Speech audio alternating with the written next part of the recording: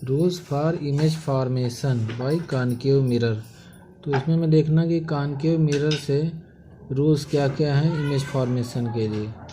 तो इसमें हमें देखना कि कोई लाइट रेज कहाँ से आ रही है तो कहाँ जाएगी, ये बहुत ही ज़रूरी। तो इसके लिए अगर हम पहला केस देखें कि अगर कोई लाइट रेज प्रिंसिपल एक्सिस के पैरेलल आ रही है, तो ये पैरेलल लाइट रेज आ गई है एरो के अकॉर्डिंग।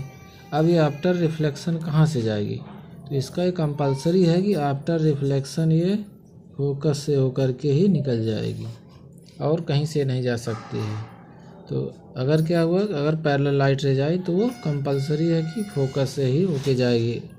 अब सेकंड केस देखते हैं कि अगर कोई लाइट रेज फोकस से होते हुए आ रही हो, जैसे अगर इस तरह से हम बनाएं कि फोकस से होते हुए इंसिडेंट हुई, तो ये आफ्टर रिफ्लेक्शन इसका क्या होगा।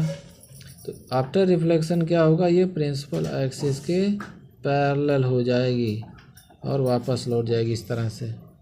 तो अगर फोकस से आ रही है तो प्रिंसिपल एक्सिस के पैरेलल वापस जाएगी, ये रूल है।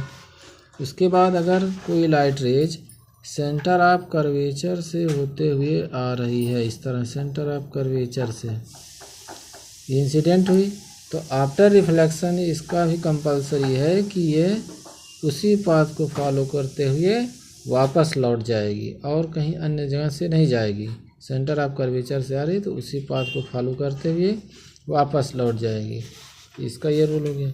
इसी तरह से अगर कोई लाइट रेज पोल पे इंसिडेंट हो रही है, तो उस लाइट रेज जिस एंगल पे वो पोल पर इंसिडेंट होगी उसी एंगल से वो लाइट रेज रिफ्लेक्ट हो जाएगी। बस बन गया।